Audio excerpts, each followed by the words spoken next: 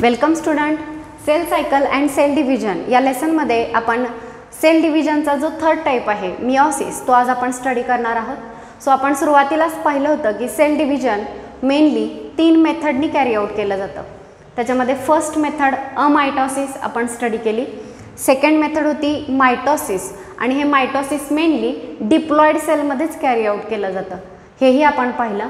त्यानंतर आज third sale डिव्हिजनचा जो टाईप आहे तो आपण स्टडी करणार आहोत आणि त्या टाईपचं नेम आहे मिओसिस. सो मिओसिस हे जे सेल डिव्हिजन आहे, जर मायटोसिसनी सेल डिवाइड होते, पुन्हा अमायटोसिससुद्धा लोअर ऑर्गॅनिझममध्ये एक डिव्हिजनची मेथड आहे. हे सगळं असताना मिओसिसची काय गरज आहे तर बघा, जे ऑर्गॅनिझम सेक्शुअल रिप्रोडक्शन करतात,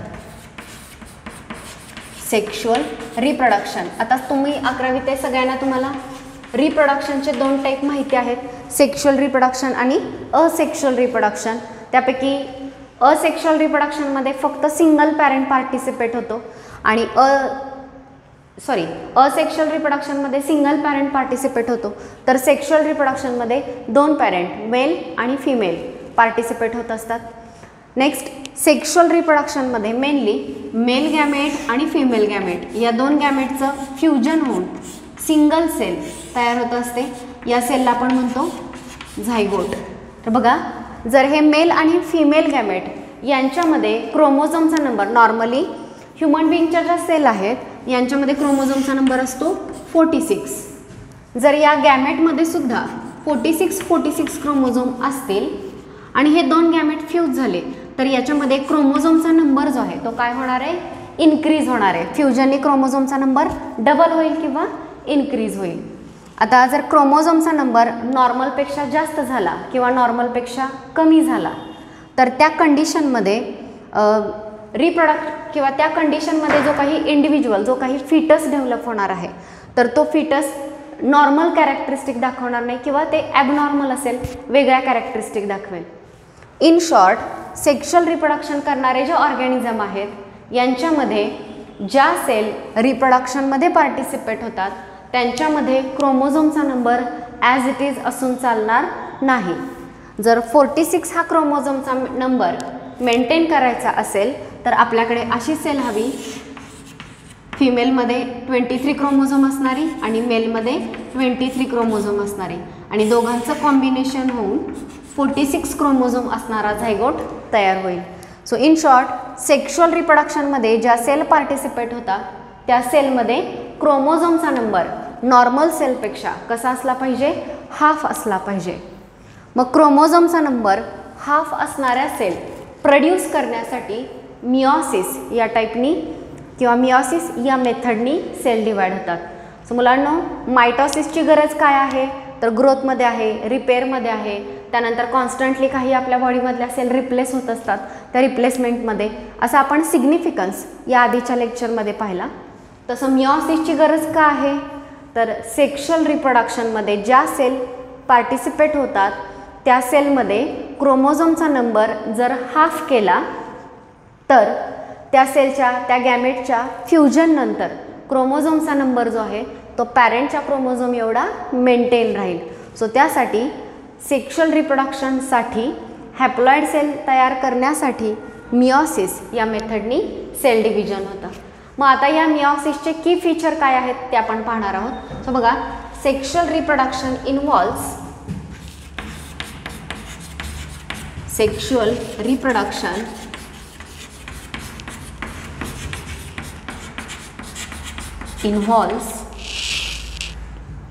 fusion of male and female gamete. So आपण आत्ताच पाहिलं, सेक्शुअल रिप्रोडक्शनमध्ये मेल आणि फिमेल गॅमेटचं फ्युजन होतं. मुलांनो, गॅमेट या वर्डचं मिनिंग काय होतं? गॅमेट म्हणजे हॅप्लॉइड सेल ज्यांच्यामध्ये क्रोमोझोमचा नंबर हाफ आहे. शक्यतो डिप्लॉइड कंडिशन इंडिकेट करण्यासाठी 2n हा सिम्बॉल यूज केला जातो आणि हॅप्लॉइड कंडिशन इंडिकेट करण्यासाठी n हा सिम्बॉल यूज केला जातो. सो सेक्शुअल रिप्रोडक्शनमध्ये काय होतं? Fusion of male and female gamete. Gamete means haploid cell ज्यांच्यामध्ये क्रोमोझोमचा नंबर हाफ आहे, अशा सेलना आपण काय म्हणतो? गॅमेट. सो सेक्शुअल रिप्रोडक्शनमध्ये मेल आणि फिमेल गॅमेटचं फ्युजन होतं आणि नवीन इंडिव्हिज्युअल प्रोड्यूस होतो. नाव दीज गॅमेट, सो मी आत्ताच सांगितलं गॅमेट म्हणजे हॅप्लॉइड सेल, और these gamete have haploid set of chromosome.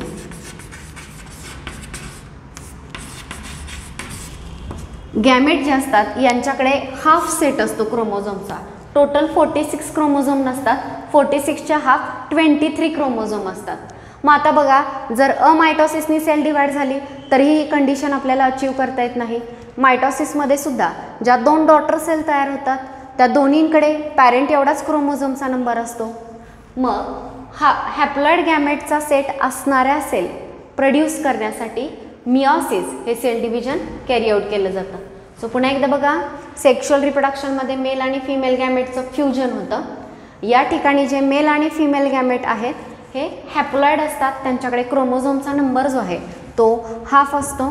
Next बघा, इन दिस डिव्हिजन और इन दिस गॅमेट, हे जे गॅमेट आहेत हे तयार कसे झाले? Gametes R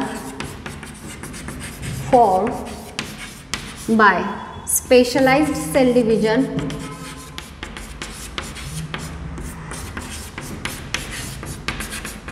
gametes are formed by specialized cell division, that is meiosis. Gamete जे आहेत हे मिओसिस या स्पेशलाइज्ड सेल डिव्हिजननी तयार होत असतात. ओके, आणि या डिव्हिजनमध्ये क्रोमोझोमचा नंबर जो आहे तो हाफपर्यंत रिड्यूस केला जातो. सो बघा,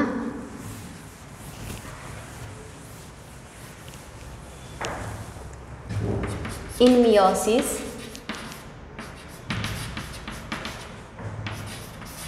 number of chromosome is reduced to half. क्रोमोझोमचा नंबर जो आहे तो हाफपर्यंत रिड्यूस केला जातो मिओसिसमध्ये. आणि मग हाफ झाल्यानंतर पुन्हा रिस्टोअर कधी होईल? After fertilisation.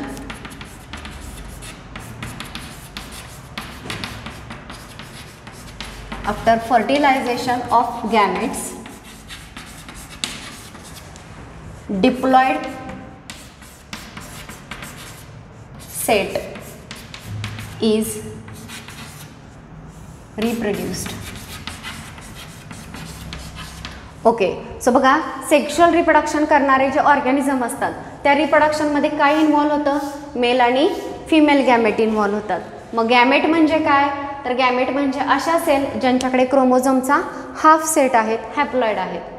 मग हे गॅमेट किंवा हाफ क्रोमोझोमचा सेट असणाऱ्या या गॅमेट तयार कशा होतात? तर मिओसिस या सेल डिव्हिजनमध्ये त्या तयार होतात. मग मिओसिस म्हणजे काय असतं? तर मिओसिस असा सेल डिव्हिजनचा टाईप आहे ज्याच्यामध्ये पर्पजली क्रोमोझोमचा नंबर काय केला जातो? हाफपर्यंत रिड्यूस केला जातो. हाफ क्रोमोझोमचा नंबर असणाऱ्या सेल तयार केल्या जातात. जेव्हा हा हाफ जो नंबर आहे तो पुन्हा डिप्लॉइड कधी होणार? डिप्लॉइड कसा रिस्टोअर होणार? तर बघा, आफ्टर फर्टिलायझेशन. म्हणजे फॉर एक्झाम्पल हे गॅमेट आहे ज्याच्यामध्ये 23 क्रोमोझोम आहेत आणि हे दुसरं ज्याच्यामध्ये 23. 46 पुन्हा कधी होणार? डिप्लॉइड कंडिशन पुन्हा रिस्टोअर कधी होणार? जेव्हा ह्या 2 सेल फ्यूज होतील. आणि फ्युजनलाच काय म्हणतो आपण? Fertilization. So diploid set is restored when there is fertilization. So सगळे स्टेटमेंट तुम्हाला हे सांगायचं आहे की मिओसिस का केलं जातं, कधी केलं जातं. सो जे ऑर्गॅनिझम सेक्शुअल रिप्रोडक्शन करतात त्यांना कोणत्या सेलची गरज असते? गॅमेट्सची. गॅमेट म्हणजे काय? Haploid cell. या हॅप्लॉइड सेट असणाऱ्या, हॅप्लॉइड क्रोमोझोमचा सेट असणाऱ्या सेल तयार कशा करायच्या? तर मिओसिस या सेल डिव्हिजननी. मिओसिस या डिव्हिजनमध्ये एक्झॅक्टली काय होतं? तर क्रोमोझोमचा नंबर हाफपर्यंत रिड्यूस केला जातो. मग हा क्रोमोझोमचा नंबर पुन्हा डबल कधी होतो? जेव्हा मेल आणि फिमेल गॅमेटचं फर्टिलायझेशन होतं तेव्हा पुन्हा एकदा हा डिप्लॉइड सेट रिस्टोअर होतो. मग आता हे जे आपण मिओसिस स्टडी करणार आहोत, या मिओसिसचे की फीचर्स काय आहेत किंवा की इव्हेंट काय आहेत हे आपण पाहणार आहोत. सो बघा, की features of meiosis. Okay, meiosis हे जे सेल डिव्हिजन आहे याच्यामध्ये कोणकोणते की फीचर्स होतात किंवा कोणकोणते महत्त्वाचे इव्हेंट होतात हे आपण पाहणार आहोत. Okay, so meiosis involve, first key feature आहे meiosis involve two sequential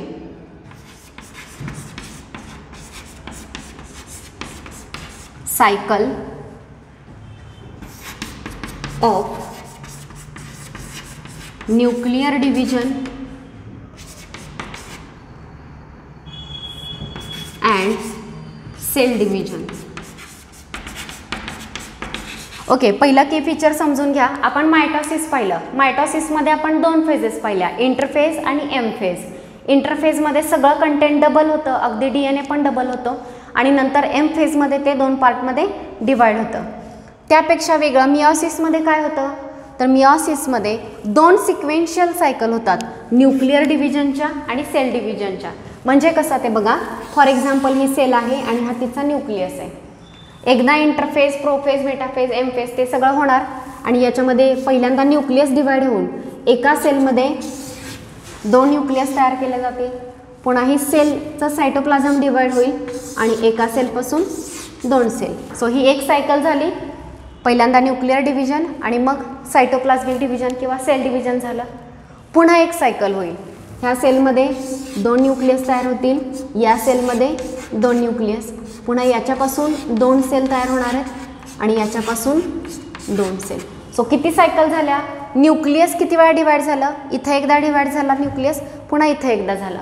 so nuclear division दोन वेळा आणि सायटोप्लाझमिक डिव्हिजनसुद्धा किती वेळा होतं आहे, दोन वेळा होतं आहे. सो मियोसिसमध्ये न्यूक्लिअर डिव्हिजन दोनदा होतं आणि सायटोप्लाझमिक डिव्हिजनसुद्धा दोनदा होतं. तर हे एक महत्त्वाचं की फीचर आहे. आपण मायटोसिसमध्ये पाहिलं, मायटोसिसमध्ये एकदाच न्यूक्लियस डिवाइड होतो आणि न्यूक्लियस डिवाइड झाला की लगेच एकदाच सायटोप्लाझम डिवाइड होतं आणि दोन सेल तयार होतात. इथं मात्र तसं नाही आहे. Meiosis involve two sequential cycle of nuclear division and cell division. मियोसिसमध्ये दोन सायकल होतात, न्यूक्लिअर डिव्हिजन आणि सेल डिव्हिजनच्या. म्हणजे एकदा न्यूक्लिअर आणि सेल डिव्हिजन झालं, ही एक सायकल झाली की पुन्हा एकदा न्यूक्लिअर आणि सेल डिव्हिजन होणार आणि चार सेल तयार होणार. So this is first key event of meiosis, that meiosis involve two sequential cycle of nuclear division and cell division. आता ह्या ज्या दोन सायकल आहेत त्यांना काय म्हणायचं, these two cycles are called as meiosis 1 and meiosis 2. या ज्या दोन सायकल आहेत, म्हणजे पहिली सायकल काय, पहिल्या सायकलमध्ये काय होईल, पहिल्यांदा न्यूक्लियस डिवाइड होईल आणि मग सायटोप्लाझम डिवाइड होईल. ह्या पहिल्या सायकलला म्हणायचं मियोसिस 1. मियोसिस 1 झालं की लगेच मियोसिस 2, ज्यात पुन्हा न्यूक्लियस डिवाइड होईल, पुन्हा सायटोप्लाझम डिवाइड होईल. सो अशा ज्या दोन सायकल आहेत न्यूक्लिअर आणि सायटोप्लाझमिक डिव्हिजनच्या, ह्या सायकल्सना मियोसिस 1 आणि मियोसिस 2 असं म्हटलं जातं. सो हे आपण मायटोसिसमध्ये पाहिलं नाही, हे स्पेशली आपल्याला फक्त मियोसिसमध्येच पाहायला मिळतं. त्यानंतर नेक्स्ट बघा,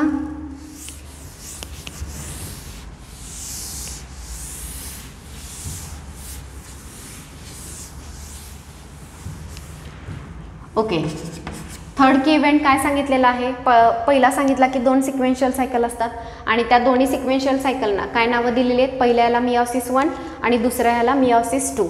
मात्र there is single stage of cell और DNA replication or single cycle of DNA replication.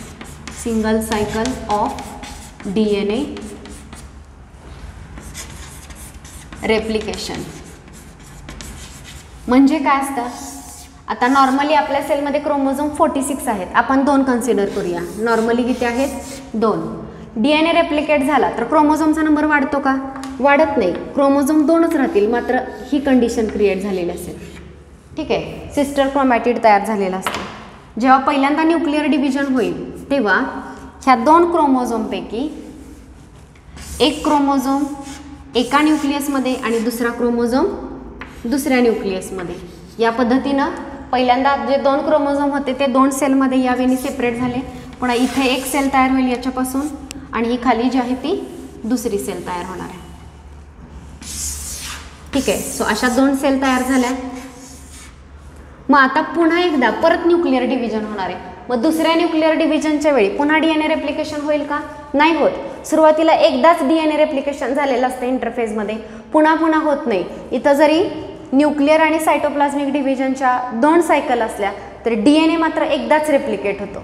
बघा, मग आता पुढची जेव्हा मिओसिस 2 होईल तेव्हा मिओसिस 2च्या वेळी काय होईल तर हा सिस्टर क्रोमॅटिड एकमेकांपासून सेपरेट होतील आणि याच्यामध्ये एक क्रोमोझोम एका न्यूक्लियसमध्ये, दुसरा क्रोमोझोम दुसऱ्या न्यूक्लियसमध्ये, याही ठिकाणी असंच होणार आहे आणि 2 न्यूक्लियस फॉर्म होतील. त्यानंतर या 2 सेल पुन्हा डिवाइड होतील यावेळी आणि 4 सेल तयार होतील. सो इथे एक सांगायचं आहे की जरी 2 सायकल होत असल्या डिव्हिजनच्या मिओसिस 1 आणि मिओसिस 2 तरी DNA मात्र एकदाच रेप्लिकेट होतो आणि एकदा रेप्लिकेट झालेला ओरिजिनल मी किती क्रोमोझोम सांगितले होते तुम्हाला 2.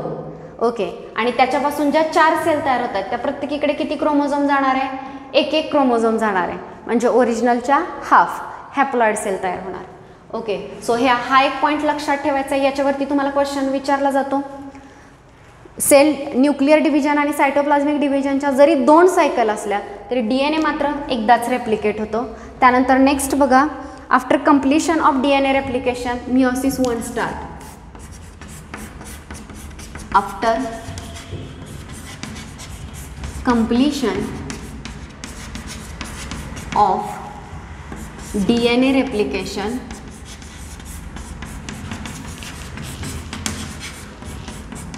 Meiosis 1 starts. DNA रेप्लिकेशन झालं, DNAची कार्बन कॉपी तयार झाली की लगेचच मिओसिस 1 जे आहे ते सुरू होतं, मिओसिस 1 स्टार्ट होतं. त्यानंतर नेक्स्ट बघा, मिओसिसमध्ये त्यातली त्यात मिओसिस 1 मध्ये involves the pairing of homologous chromosome and recombination. Meiosis 1 involves pairing of homologous chromosome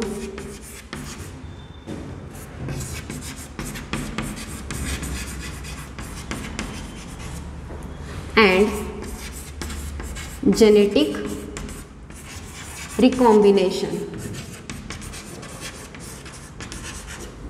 okay. जे मिओसिस आहे या मिओसिसमध्ये काय होतं बघा, होमोलोगस क्रोमोझोमचं पेअरिंग होतं. म्हणजे काय बघा,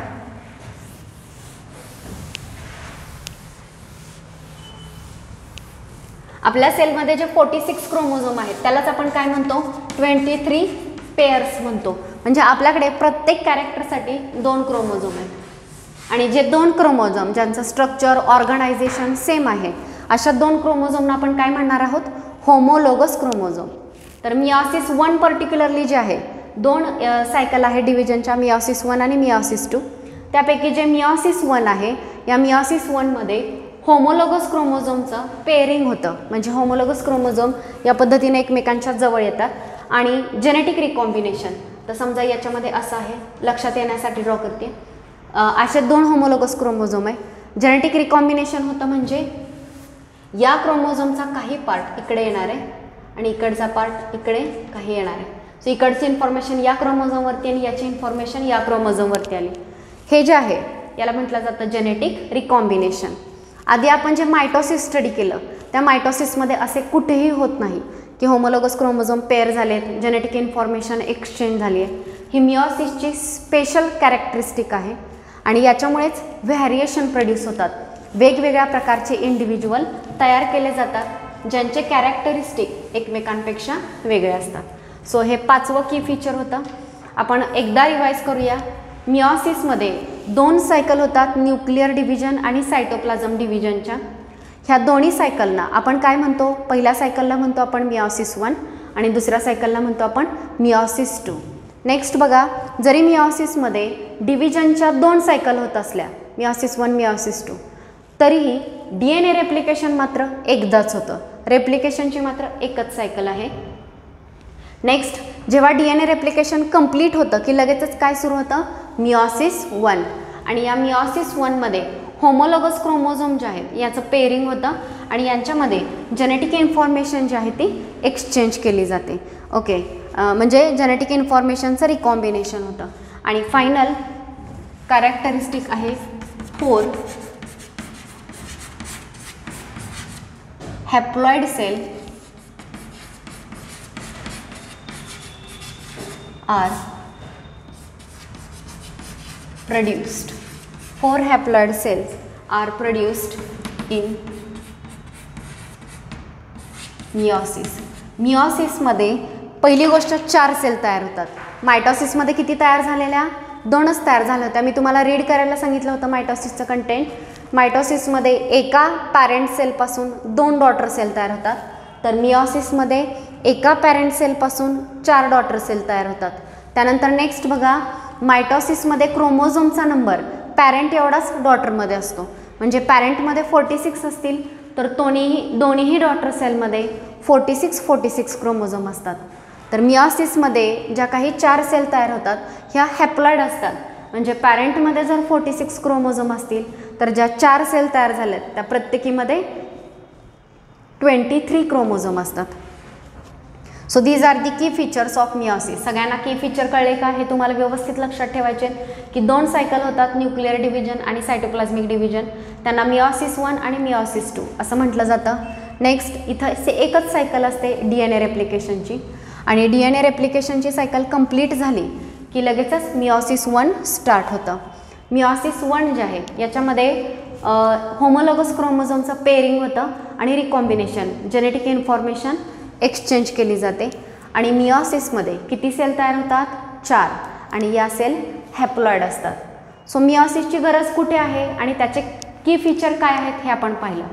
so meiosis particularly sexual reproduction करणाऱ्या ऑर्गॅनिझममध्ये हॅप्लॉइड सेल तयार करण्यासाठी मिओसिस हे सेल डिव्हिजन यूज होतं, त्या ठिकाणी ते कॅरी आउट केलं जातं. आता यानंतर मिओसिसच्या ज्या 2 सायकल सांगितल्या आपण, मिओसिस 1 आणि मिओसिस 2, हे आपण नेक्स्ट स्टडी करणार आहोत. पण त्या सायकलचे डिटेल्स स्टार्ट करण्याआधी आपण एक चार्ट बघूया, जेणेकरून तुमच्या लक्षात येईल की आपल्याला कोणत्या ह्याच्यामध्ये कोणत्या फेजेस स्टडी करायचे. सो चार्ट बघा. हा पॉईंट सगळ्यांनी नोट करायचा आहे.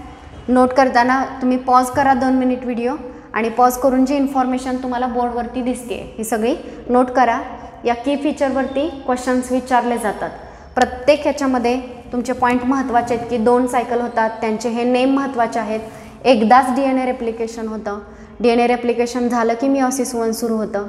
होमोलोगस क्रोमोझोमचं पेअरिंग होणं, जेनेटिक रिकॉम्बिनेशन होणं, 4 हॅप्लॉइड सेल प्रोड्यूस होणं, हे मिओसिसचे की फीचर आहेत. ओके, यानंतर आता मिओसिस याच्यामध्ये ज्या मेन फेजेस होतात, ज्या 2 सायकल होतात त्या आपण पाहतोय.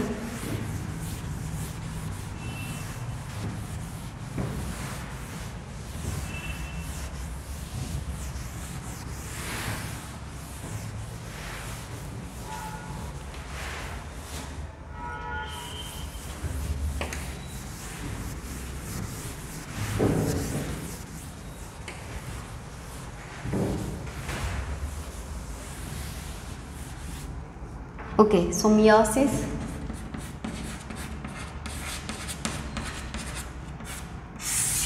दोन पार्टमध्ये डिवाइड होतं. फर्स्ट आहे मिओसिस 1 आणि दुसरा आहे मिओसिस 2. अशा 2 फेजेसमध्ये डिवाइड होतं. मिओसिस 1 मध्ये पहिल्यांदा 4 फेजेस ज्या आहेत त्या कॅरी आउट केल्या जातील. त्या 4 फेजेसचे नेम बघा. First is prophase 1, next is anaphase 1, next is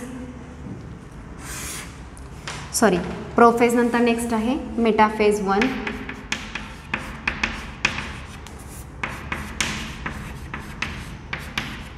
next आहे एनाफेज 1 आणि लास्ट टीलोफेज 1. ओके, तर हे जे आहे ते कॅरिओकायनेसिस किंवा न्यूक्लिअर डिव्हिजनच्या फेजेस आहेत. म्हणजे मिओसिस 1 मध्ये दोन्ही स्टेजेस होतात. एक कॅरिओकायनेसिस म्हणजे न्यूक्लिअर डिव्हिजन आणि या न्यूक्लिअर डिव्हिजनच्या 4 फेजेस तुम्ही आधी मायटोसिसमध्ये पाहिलेल्या आहेत, प्रोफेज, मेटाफेज, ॲनाफेज, टीलोफेज. तर या सगळ्या फेजेस या कॅरिओकायनेसिसमध्ये होणार आहेत आणि हे कॅरिओकायनेसिस झालं की नेक्स्ट सायटोकायनेसिससुद्धा कॅरी आउट केलं जाणार आहे. So cytokinesis. सो आपण मिओसिसच्या 2 स्टेजेस केल्या, मिओसिस 1 आणि मिओसिस 2.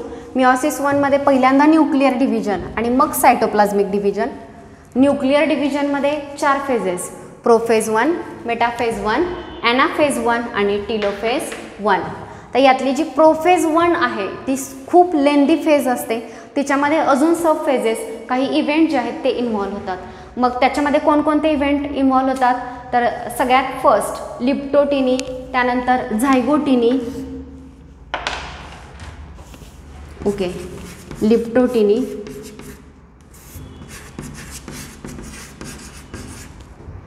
नेक्स्ट झायगोटिनी,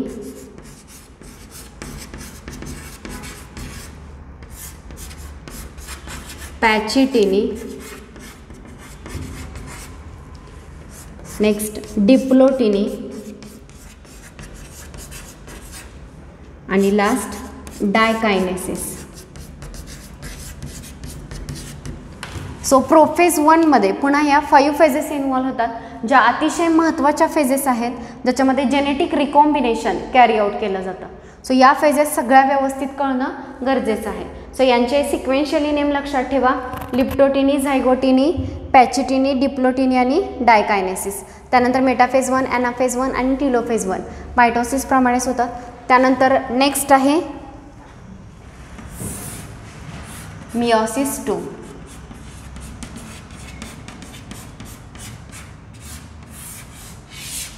सो हे मिओसिस 1 होतं आणि यानंतर नेक्स्ट सांगितलं मिओसिस 2. मिओसिस 2 मध्ये सुद्धा 2 फेजेस आहेत. फर्स्ट आहे कॅरिओकायनेसिस म्हणजे न्यूक्लिअर डिव्हिजन आणि त्यानंतर येतो सायटोकायनेसिस. कॅरिओकायनेसिसमध्ये सांगितलेलं आहे ते prophase 2, metaphase 2, anaphase 2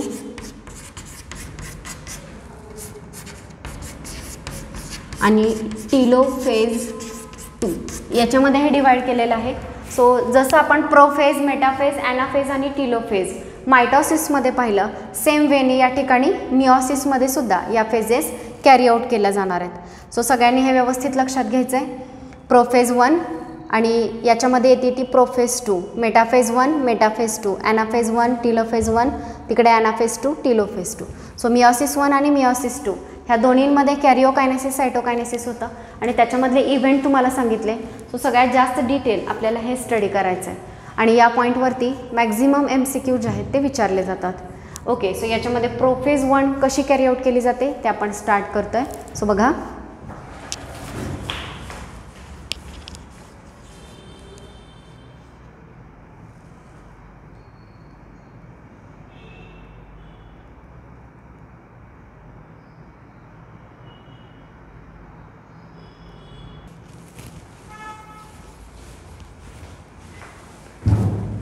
so meiosis 1 आपण स्टडी करतोय. मिओसिस 1 मध्ये न्यूक्लिअर डिव्हिजन किंवा कॅरिओकायनेसिस जे आहेत याच्या 4 फेजेस असतात, prophase 1, metaphase 1, anaphase 1 and telophase 1. त्यापैकी आपण प्रोफेज 1 जे आहे ती स्टार्ट करतोय. सो बघा, प्रोफेज 1 और prophase of meiosis is more complex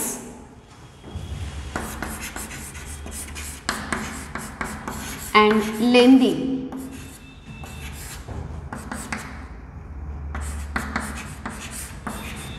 as compared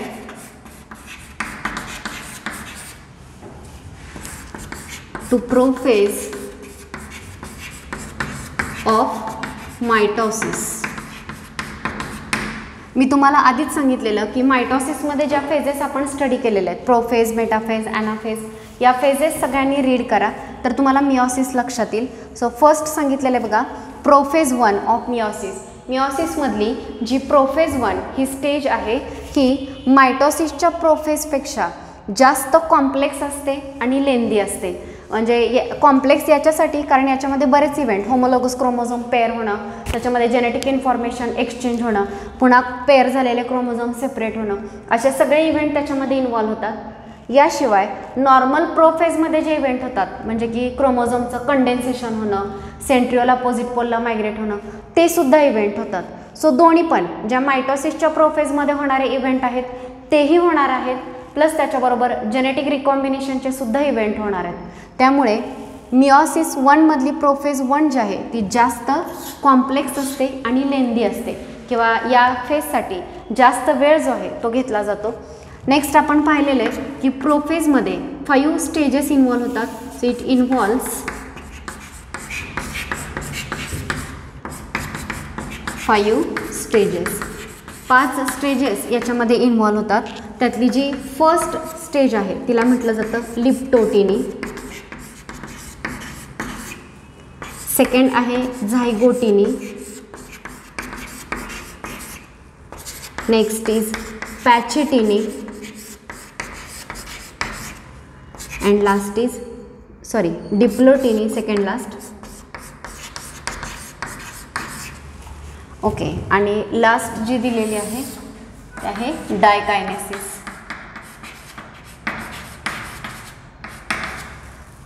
so एक प्रोफेज 1 जी आहे ती मायटोसिसमध्ये होणाऱ्या प्रोफेजपेक्षा कॉम्प्लेक्स आणि लेंदी आहे, हे नीट लक्षात घ्या. आणि याच्यामध्ये एक्स्ट्रा 5 फेजेस इन्व्हॉल्व होतात. लिप्टोटिनी, झायगोटिनी, पॅचेटिनी, डिप्लोटिनी आणि डायकायनेसिस या फेजेससुद्धा याच्यामध्ये इन्व्हॉल्व होत असतात. मग याच्यामधली सगळ्यात फर्स्ट जी आहे लिप्टोटिनी ही आपण स्टडी करतोय. तर बघा,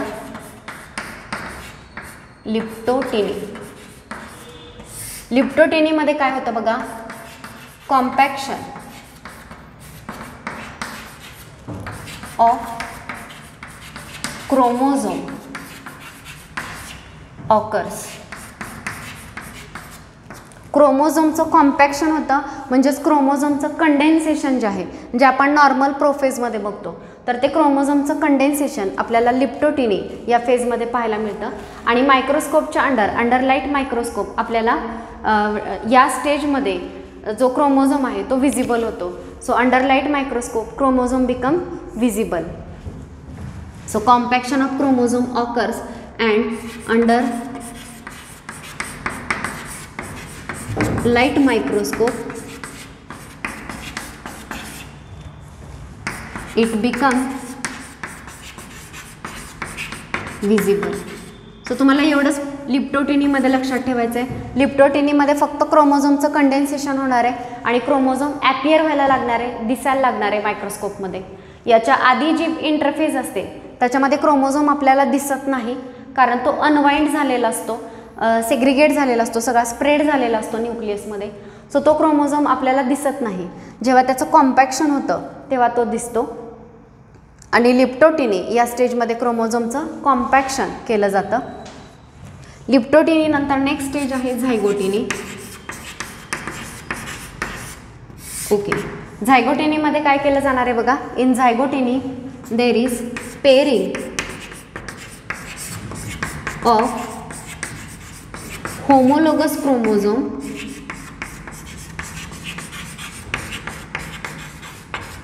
occurs. ओके, आधी क्रोमोझोमचं कॉम्पॅक्शन झालं लिप्टोटिनीमध्ये आणि आता झायगोटिनीमध्ये काय होणार आहे तर जे क्रोमोझोम होमोलोगस आहेत त्यांचं पेअरिंग व्हायला सुरुवात होणार आहे. पेअरिंग म्हणजे एरवी ते न्यूक्लियसमध्ये स्प्रेड झालेले असतील तर या स्टेजमध्ये झायगोटिनीमध्ये जे होमोलोगस क्रोमोझोम आहेत ते एकमेकांच्या शेजारी अलाइन होणार आहे.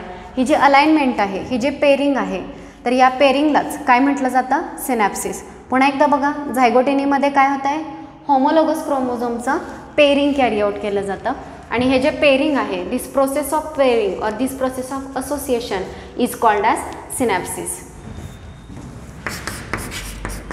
दिस process of pairing is called synapsis. ह्या पेरिंगच्या प्रोसेसला काय म्हटलं जातं? सिनॅप्सिस असं म्हटलं जातं. आता हे जे सिनॅप्सिस आहे याच्यामध्ये एक स्पेशल सिनॅप्टोनेमल कॉम्प्लेक्स तयार होतो.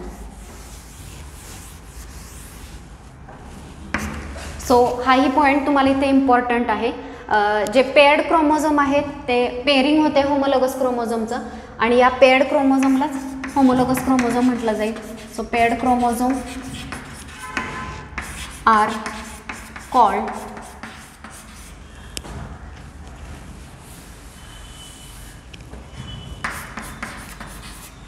Homologous chromosome. सो आपण आधीच सांगितलेलं आहे की होमोलोगस क्रोमोझोमचं पेअरिंग होतं किंवा जे पेअर झालेले क्रोमोझोम आहेत यांनाच होमोलोगस क्रोमोझोम असं म्हटलं जातं. आणि हे जे सिनॅप्सिस आहे it is accompanied bye formation of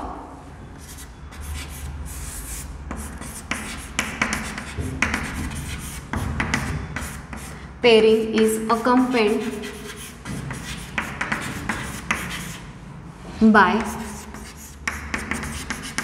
formation of synaptonemal complex.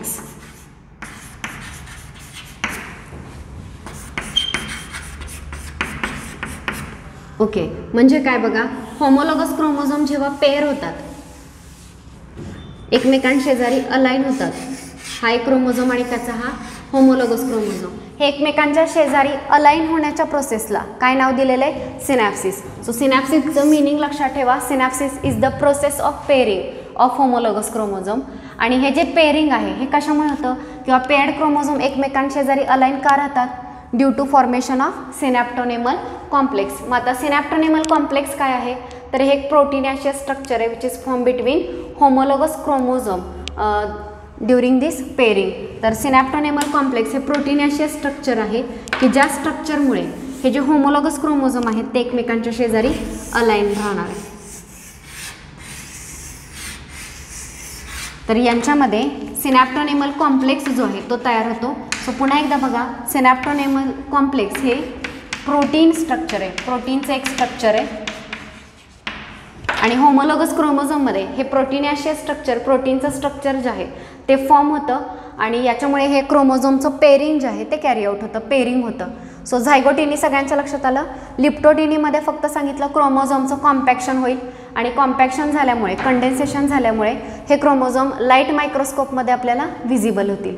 झायगोटिनीमध्ये homologous क्रोमोझोमचं pairing होणार आहे. ह्या पेअरिंगच्या प्रोसेसला सिनॅप्सिस असं म्हटलं जातं.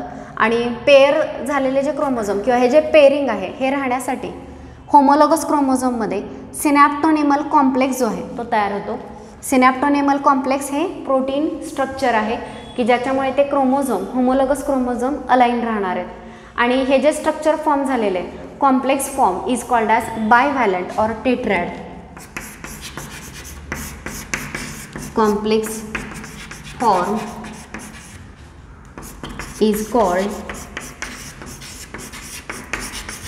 bivalent or tetrad. हा जो कॉम्प्लेक्स तयार झालेला आहे तर या कॉम्प्लेक्सलाच बायव्हॅलंट किंवा त्यालाच टेट्रॅड असं म्हटलं जातं. बायव्हॅलंट किंवा टेट्रॅड का म्हटलं जातं?